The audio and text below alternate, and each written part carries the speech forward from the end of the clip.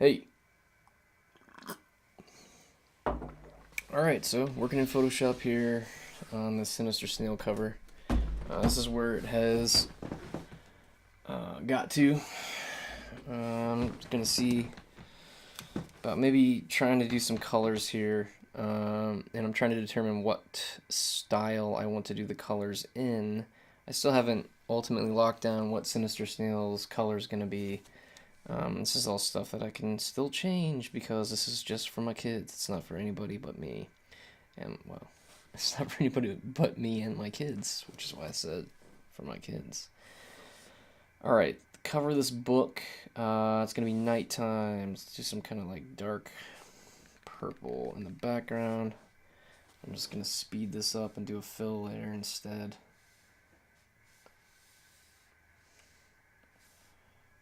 And I'll start with a solid color just for now. And yeah. Alright, that's good for now. So we make it nice and dark. Because then it's, I guess, spookier. He's supposed to be green. I'm going to go above that layer. And start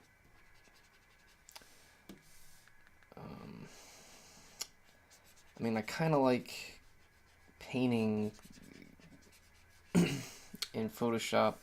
I'm not really used to doing things in an inking style, so it's going to take me a minute to get used to this.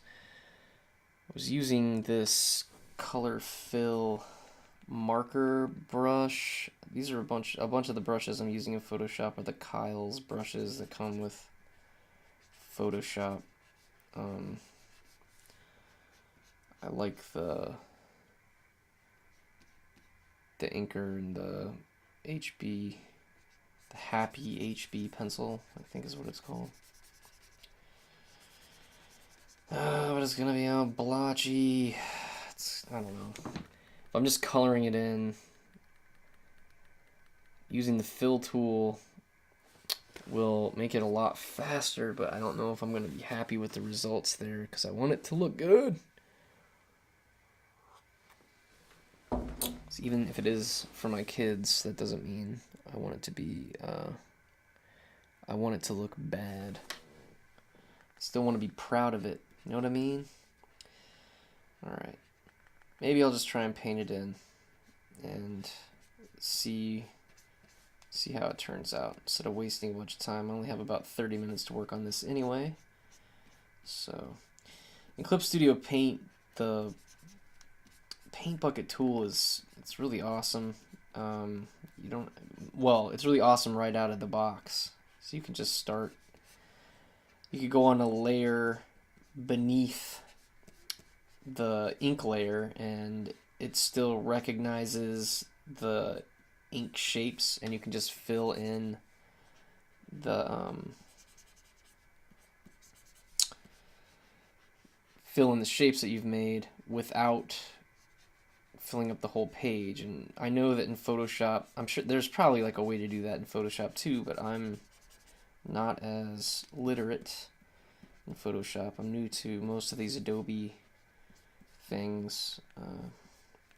The reason I started getting into the Adobe stuff is because I was doing, or am doing, some cartoons and some animations and some video editing, and I needed more than what Clip Studio Paint could do for me. I needed After Effects and a bunch of other stuff. But Clip Studio Paint, for anybody who's just trying to get a one-off, just pay one time for a pretty awesome bit of software, I would recommend that to anyone. And that's if you want to pay for something. I never used Krita or I don't know. There's like a million of them. Art Rage. I've never used any of those other things, so I don't know how good they are. By good, I guess what I really mean is how much upfront work you got to do to figure them out, right? So like Photoshop is pretty phenomenal, but I'm gonna have to take some of the time that I have available to me and spend that time learning Photoshop in order to achieve some of the same things that I already know how to do in Clip Studio Paint. So that's one downside, or potential downside, to switching software. Okay. It's funny how much different the green here looks on my... Oh, what? There we go. Ish. Not sure what happened there. Let's go back to the print size. Okay, so there's the green layer for him. I'm getting dinged. Oh, okay, great. Sent my mom made her a little Mother's Day cartoon thanking her for being amazing, and she just sent me a little note saying thank you, which I guess if anybody's ever... Yeah, character animator is something that I want to use a lot more, but I need to build puppets before I can start working on that stuff, and that, again, is another thing that takes time. If you want to... I mean, you can just slapdash some stuff together, and it's okay. That's better than nothing. You can use the puppets that are already available, which I have done on many occasions. But, you know, I really like making stuff myself, and so I'm going to do that soon, probably with some Sinister Snail, so I can get, or with Sinister Snail, and then maybe with some of these other characters like Pinky Panda. And I know all these, none of these characters I'm sure are familiar to anybody else, but part of the hope here is that when I'm gone, or in 15 years or something, when my girls are, I don't know, in college or doing whatever it is, that if that's even a thing in 15 years, they're doing whatever they do 15 years from now, maybe they'll be bored some night and they'll know that their dad was hard at work while they were at school trying to make these things come to life. Okay. This is his coat. It's, I don't know, the lab coat. One potential problem, of course, with this cover is that since he is a snail, you don't see the shell at all, but I think the fact that it will say Sinister Snail conquers Snailtropolis, that ought to clue people in. Okay. Now, what are we doing? What are we doing? Doo-dee-dee-dee. Doo-dee-dee-dee. Get that round brush. Start trying to smooth this out a little bit more. Part of me wanted to do, like, paint these dudes, but or paint all these pictures, but it's that's gonna take forever. This book will never get done, and I'll never get better at any of this other stuff that I need to get better at. So I do think that I'll spend a little bit of time and get more comfortable with the fill tool in Photoshop, so that I don't have to paint this. It's like it's digital, but I may as well have drawn and inked this myself by hand, and then taken a marker or some watercolors, which there is absolutely nothing wrong with that, by the way. I really enjoy doing a pen and ink drawing, and then using watercolor to do the actual colors for the image. But if you're going to use Photoshop, or use a digital tool, you kind of want to take advantage of the things made available to you. So I could be using the magic wand or the lasso tool, excuse me, and then drawing these shapes and then filling them in, you know, but I don't really know the best way to do that, and I haven't mapped. You know, I want to map that to my remote here, my Express Key remote, to make that a seamless, enjoyable process as opposed to something that's tedious and annoying. Which I mean, there are benefits to that too, or that's one of the benefits of using paper and ink and pencils, that you're not, you know, like once you know how to use a pencil and a piece of paper, you never have to boot it up. There's no drivers. You can take it anywhere. Don't have to charge it. You know, tons and tons and tons of benefits. And you can do like some, obviously, you know, some of, if not the most amazing art in the world has been done without using any digital tools.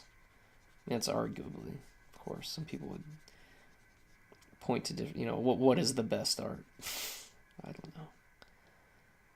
Can't really. That's not really something anybody can.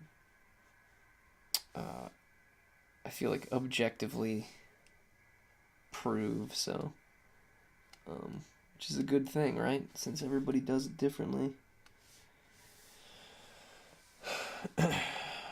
Okay. Sinister Snail, you're looking like a snail. You're looking like a snail. Except for your shell, nobody knows where it is. Nobody even knows if you have a shell. I'm going to do a layer below him so I can color these buildings faster. I don't know what color. It doesn't really matter right now, but he's green. So maybe like a very purpley gray. But I need it to be a bigger brush. And I need it to be... That's got to be brighter. So these are the faces of the buildings. But that's not going to work. That is no good. Grayer. It's grayer. Yeah. Maybe. Okay. So this is something that's cool about digital stuff, though, is that, as you can see, as long as I am painting, for anybody who doesn't know this, I don't know. Again, this is geared towards people who've never done stuff like this before, and kids. So it's very possible that you don't know this stuff, but you can't really, once you've done something on a piece of paper, right, you can't draw under it without affecting what's above. But one of the things that digital media or digital art allows you to do is, so long as the stuff above has transparency behind it, you can paint without affecting what you've already done above. So I'm not affecting the Sinister Snail colors when I'm doing this down here. Now, I think I want to do... I did some texturing with the ink already. I'm going to see if I can find a brush over here that might make these buildings look a little bit, I don't know, concretier. It's a good word. And then we'll go to multiply and see how that looks. Same color. I don't know. I don't know if that's good or not. I feel like it's giving it some texture, but I don't know if I like it. And I do want it to be random.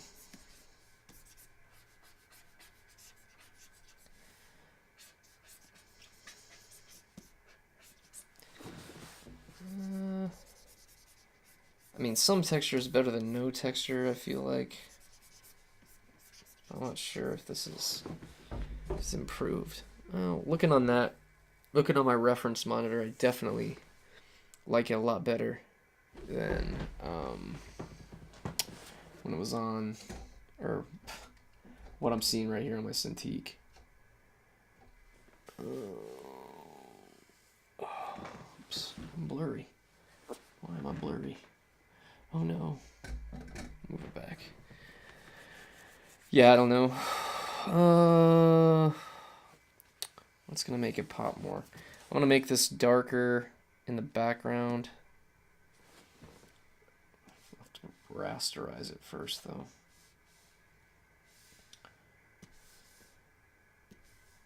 And then I can do adjustments. I want to make it darker by adjusting the brightness down. Because it's nighttime. Okay. I think that looks better. But then I got to do some ink work up here. Let's go back to this inker. Bam. Yeah. Okay. So that building's like that. The lights or the windows. What should we do for the windows? I don't want to overthink this. I mean, this is just like, again, I do want to be happy with it. I do want to be glad, excited to show the girls the cover, and hopefully they'll laugh when they see the face Sinister Snail's making and how he's like giant and kind of climbing through the buildings as if they were blades of grass. Or at least that's what this is supposed to be looking like. But I don't want to overdo it, you know. This isn't a cover for Marvel or something. Okay. So I've got that. I wonder if the windows. Yeah, so maybe if what should I do here? Should I just totally black them out and then, yeah, I think they need to be darker. Let me see. I'm gonna try something here and see how it turns out. Go here and then pull it down. Try one building first and sort of see how it looks.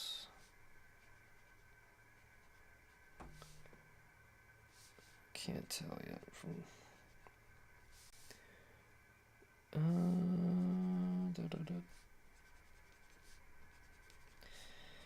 Yeah, one thing that I have to admit is I've never tried to draw a reference, like try to draw a building, like a skyscraper or something from a reference, and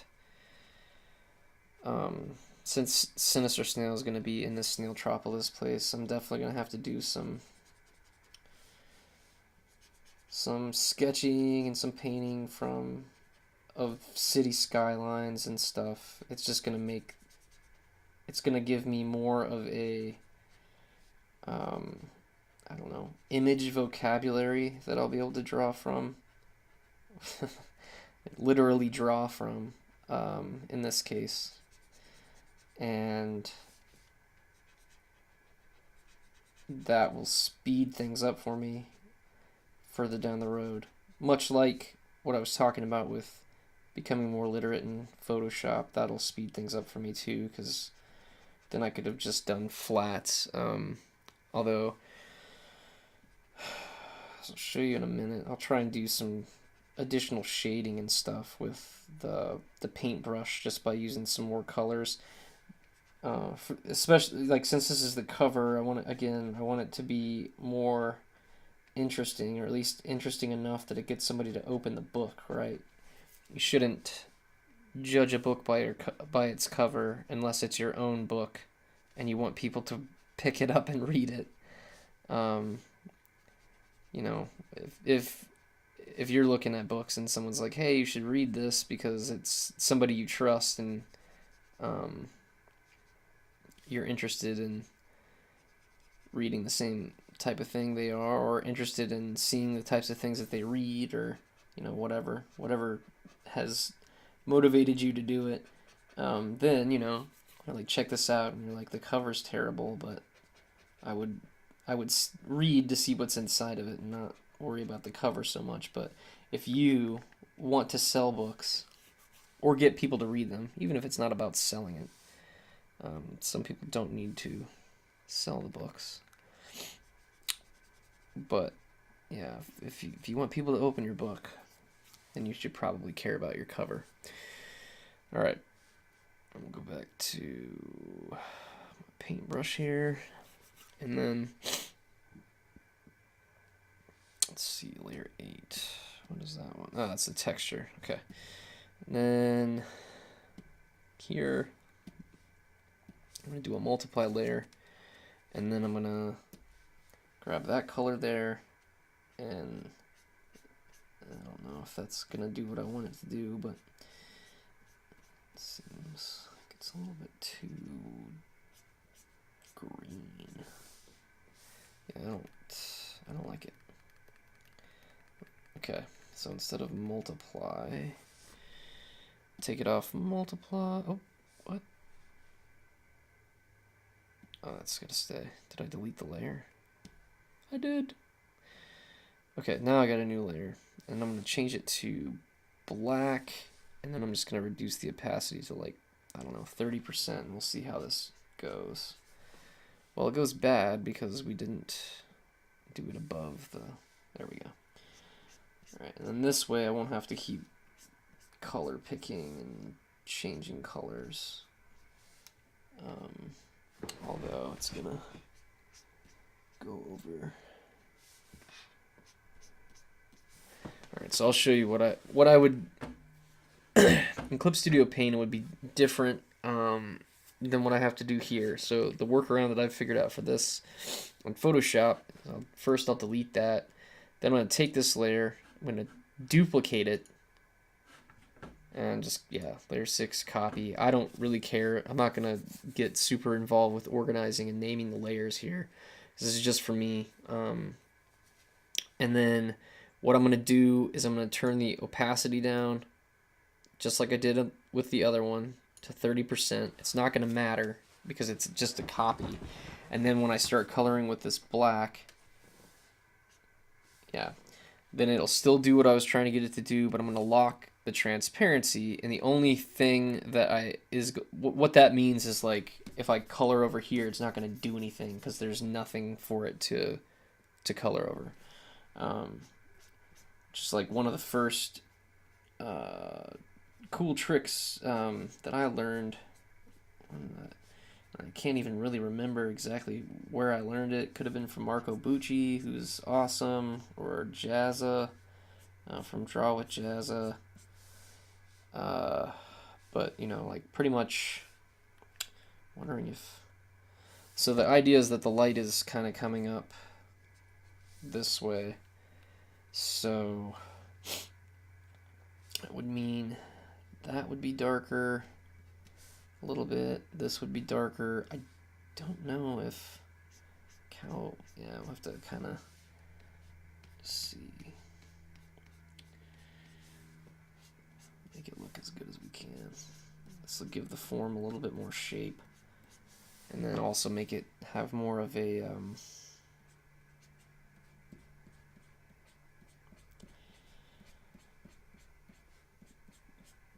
like painterly look. Not painterly. It's not the word I'm looking for. More of a I don't know, hand colored look. I don't know. Doesn't matter. It's gonna look more the way that I want it to. How about that? Alright, so both the eyes are about how we want them to be, and I've got about 1 minute left here before I'm gonna have to roll and go pick up my kiddo. And also wake up the other kiddo. Probably does not want to wake up. But that's alright. She'll be just fine. So, some shading for this tongue situation. Yeah. All right. Well, so that's about all I had time for today. I did the drawing, drew this up, and inked it earlier today, and then I got some pretty decent progress here on the coloring. I might change some of the colors for those little antennas and things on the buildings, but I think we're well underway. All right, so anybody who had time to check this out, if you want to see more of what I'm doing on the Sinister Snail Conquers Snailtropolis, please subscribe. You can check me out at BrandonDavisJennings.com or at BDJ's tweets on Twitter and Brandon D. Jennings Art on Instagram. Yeah, it's really convenient to find me on all these different platforms because it's a high priority. All right, thanks a lot. Take it easy.